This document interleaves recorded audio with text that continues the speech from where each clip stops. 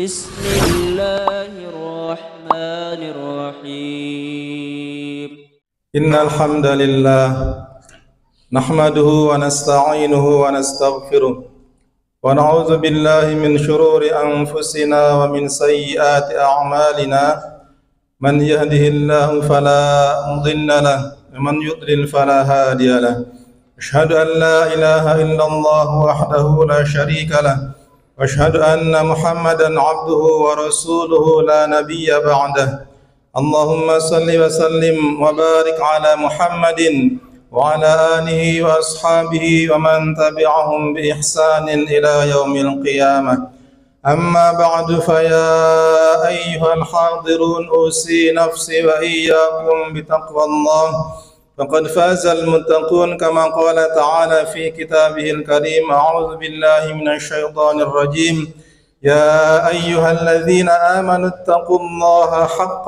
تقاته ولا تموتن إلا وأنتم مسلمون يا أيها الناس اتقوا ربكم الذي خلقكم من نفس واحدة وخلق منها زوجها وبث منهما رجالا كثيرا ونساء واتقوا الله الذي تساءلون به والأرحام إن الله كان عليكم رقيبا يا أيها الذين آمنوا اتقوا الله وقولوا قولا سديدا يصلح لكم أعمالكم ويغفر لكم ذنوبكم ومن يطع الله ورسوله فقد فاز فوزا عظيما. Jamaah sedang salat Jumat yang semoga senantiasa dirahmati Allah Subhanahu wa taala. Disyukur marilah kita senantiasa panjatkan kehadirat Allah taala yang telah banyak sekali memberikan nikmat kepada kita. Kemudian salawat serta salam semoga senantiasa tercurah pada baginda Rasulullah Muhammad sallallahu alaihi wasallam, pada para sahabat, para tabi'in dan orang-orang yang senantiasa mengikuti jejak langkah mereka hingga hari kiamat kelak.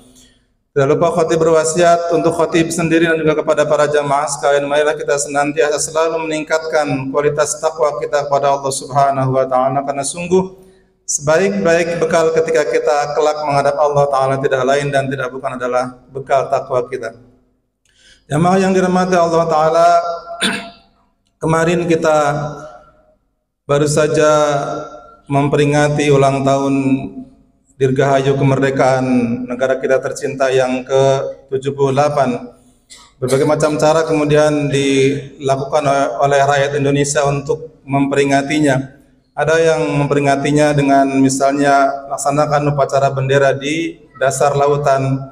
Ada yang memperingatinya dengan melaksanakan upacara bendera di atas puncak gunung yang tertinggi. Belum lagi kemudian berbagai macam lomba-lomba hari ini kita saksikan demi memeriahkan Dirgahayu ulang tahun kemerdekaan Republik Indonesia yang ke-78. Euforia, kesenangan bahwasannya Indonesia telah merdeka sangat-sangat dirasakan. Namun jamaah yang dirahmati Allah Subhanahu wa taala, tahukah kita apa makna, apa kemudian arti sejati dari kemerdekaan tersebut? Nah, inilah yang akan coba kita bahas dalam kesempatan siang yang singkat ini. Jamaah yang dirahmati Allah Subhanahu wa taala, karena kenapa demikian? Kenapa kita harus membahas? Kenapa kita harus tahu tentang makna ini? Karena jangan-jangan kita selama ini setiap tahun kita meneriakkan, memekikkan dalam telinga kita, merdeka, merdeka, merdeka. Tetapi barangkali sejatinya kita tidak tahu sama sekali apa itu makna dari merdeka.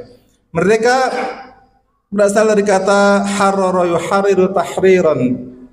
Secara istilah kata para ulama, merdeka adalah at-taharrur wal khalas minal qaidi was saytara al ajnabiyah. Merdeka secara istilah kata para ulama adalah lepas dan bebas dari segala macam bentuk ikatan dan penguasaan pihak yang lain. Lepas dan bebas dari segala macam bentuk ikatan dan penguasaan pihak yang lain. Dalam Al-Quran misalnya kita temukan di ayat yang sering orang bilang ini ayat tentang akikahan. Idz qalat imratu Imrana rabbi inni nazartu laka ma fi batni muharraran.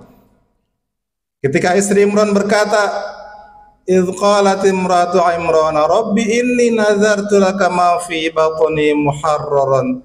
Ya Rabbku, sungguh aku bernazar bahwasannya apa yang ada dalam perutku ini, ketika beliau hamil, muharraran, akan aku jadikan menjadi hamba yang merdeka. Para ulama kemudian menafsirkan muharraran di sini adalah hamba yang merdeka, di sini adalah hamba yang merdeka yang hanya beribadah kepada Allah Subhanahu wa taala saja dan meniadakan peribadatan kepada selain Allah Subhanahu wa taala. Hal ini sebagaimana dikatakan oleh Syekh Utsaimin dalam Majmu' Fatawa, kata beliau, al-ubudiyatu lillah hiya haqiqatul hurriyah. Sungguh peribadatan kepada Allah saja itu adalah benar-benar bentuk kemerdekaan yang hakiki. Itulah arti kemerdekaan yang sesungguhnya, yakni ketika seorang hanya beribadah kepada Allah Subhanahu wa taala saja. Kenapa demikian? Faman lam yata'abbad lahu kana 'abidan li ghairi, kata beliau. Karena barang siapa yang tidak beribadah kepada Allah, yang tidak menyembah Allah Subhanahu wa taala, dia pasti akan menyembah yang lainnya. Barang siapa yang tidak beribadah kepada Allah, dia pasti tidak akan menjadi hamba yang merdeka. Dia akan menjadi hamba yang senantiasa terjajah dan akan beribadah kepada yang lainnya. Pertanyaannya kemudian, apakah ada orang yang beribadah kepada selain Allah? Banyak. Misalnya hari ini kita saksikan banyak orang yang beribadah kepada harta bendanya, kepada kemauannya untuk senantiasa menumpuk dan menumpuk harta bendanya. Siang malam dia habiskan waktu, tenaga dan pikirannya untuk senantiasa menumpuk dan menumpuk harta kekayaannya. Dan demikianlah memang kebanyakan manusia, kata Allah Subhanahu wa taala, innal insana khuliqa halu'a. Banyak di antara mereka yang masih belum merdeka, masih terjajah oleh keinginannya untuk senantiasa menumpuk kekayaannya.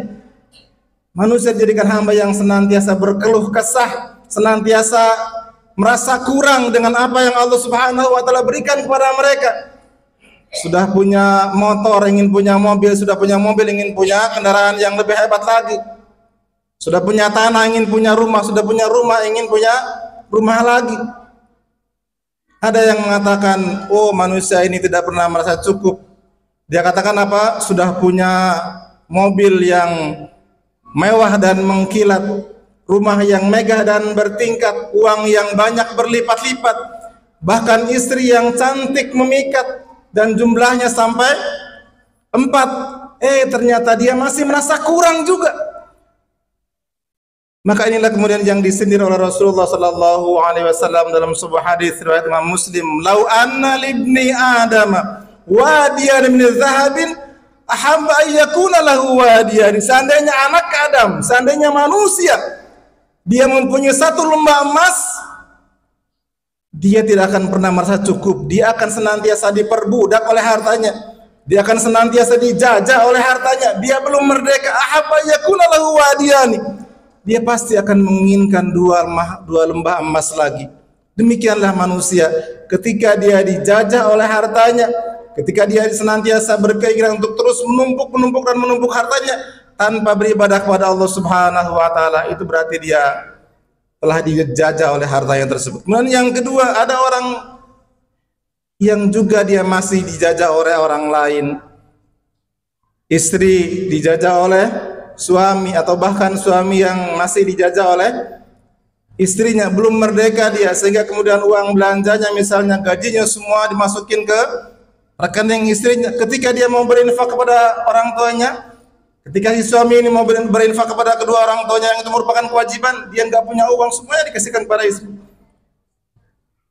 Bentuk penjajahan kepada manusia juga, kata Allah Subhanahu wa taala, adalah ketika seseorang mentaati orang lain dalam hal maksiat kepada Allah Subhanahu wa taala. Inilah bentuk peribadatan kepada manusia yang lainnya. Makanya ketika turun surat At-Taubah ayat yang ke-31, ittakhadhu ahbaruhum wa ruhbanahum arbaba min dunillah. Orang-orang Yahudi dan orang-orang Nasrani senantiasa menjadikan rahib-rahib mereka dan pendeta-pendeta mereka arbab, Tuhan-Tuhan selain Allah Subhanahu wa taala. Salah seorang sahabat yang masih memakai kalung salib, Adi bin Hatim, seolah-olah protes kepada Rasulullah sallallahu alaihi wasallam, "Ya Rasul, sungguh kami tidak bersujud kepada mereka, Kami tidak beribadah kepada mereka, kami tidak menyembah kepada mereka, kami tidak bersujud kepada mereka ya Rasul. Kenapa dikatakan kami menjadikan mereka Tuhan-Tuhan selain Allah? Kemudian Rasulullah sallallahu alaihi wasallam balik bertanya kepada Adi bin Hatim, "Alaisa yuharrimu ma halallahu laka fayuharrimuna?" Bukankah mereka mengharamkan apa yang Allah halalkan dan kalian mengikutinya? Dan bukankah mereka menghalalkan apa yang Allah haramkan dan kalian mengikutinya pula? Ya, demikian adanya wahai Rasulullah, kata Adi bin Hatim. Kemudian Rasulullah sallallahu alaihi wasallam bersabda, "Fatilka ibadatuhum." Itulah bentuk peribadatan kalian kepada mereka. Itulah bentuk penyembahan kalian kepada mereka ketika kalian mengikuti mereka dalam hal maksiat kepada Allah Subhanahu wa taala. Makanya kemudian kaidahnya adalah siapapun dia, entah itu RT-kah, lurah-kah, gubernur-kah, bahkan presiden sekalipun, ketika mereka memerintahkan kita untuk bermaksiat kepada Allah Subhanahu wa taala, kaidahnya adalah la ta'ata li makhluqin fi ma'siyatillah. Tidak ada ketaatan kepada makhluk dalam hal maksiat kepada Allah Subhanahu wa taala. Ketika kita mentaati orang lain dalam hal maksiat kepada Allah Subhanahu wa taala, itu berarti kita telah beribadah kepada dia, kita belum merdeka, kita masih dijajah oleh dia. Kemudian yang ketiga, misalnya ada orang yang juga masih dijajah oleh hobinya. Ada yang rela mengeluarkan puluhan bahkan ratusan juta misalnya hanya demi untuk memelihara kucingnya, memelihara anjingnya misalnya. Anjing dan kucingnya dia ciumin tiap hari, setiap saat, sementara istri dan anaknya tidak pernah diciumin. Padahal itu sunnah Rasulullah sallallahu alaihi wasallam, kita mencium anak-anak kita, mendoakan mereka. Itu adalah sunnah Rasulullah sallallahu alaihi wasallam, kita memeluk mereka.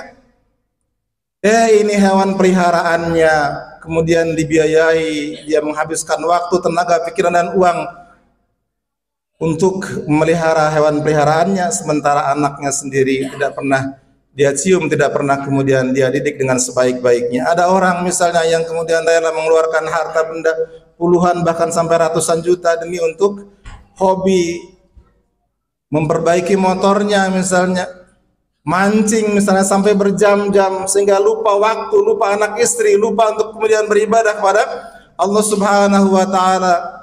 Ketika datang panggilan azan masih sibuk mancing dia. Ada orang yang demikian, jamaah yang dirahmati Allah Subhanahu wa taala, dia dijajah oleh hobinya. Dia belum merdeka.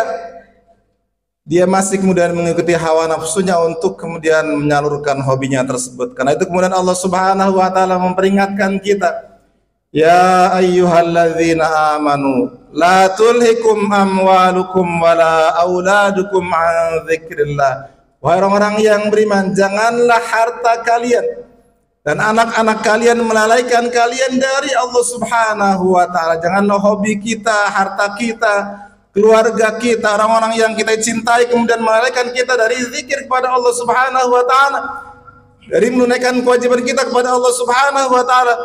Wa may yaf'al dzalika fa ulaika humul khasirun. Karena sungguh barang siapa yang melakukan demikian, sungguh dia termasuk orang-orang yang merugi. Karena itu jamaah yang dirahmati Allah Subhanahu wa taala, marilah kita menjadi hamba-hamba yang merdeka.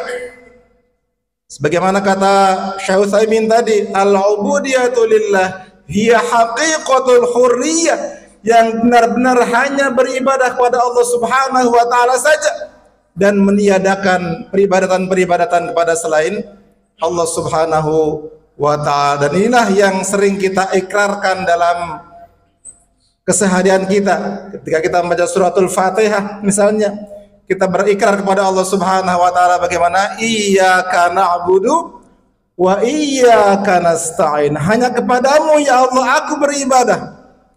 Bukan cuma kata-kata kepadamu ya Allah, bukan, akan tapi hanya kepadamu ya Allah aku beribadah, dan hanya kepada Engkau ya Allah aku mohon pertolongan. Wallahu a'lam bishawab. Barakallahu li wa lakum fil Qur'anil Karim wa nafa'ani wa iyyakum bima fihi minal ayati wadh-dhikril hakim. Taqabbal minni wa minkum tilawatahu innahu huwas sami'ul 'alim.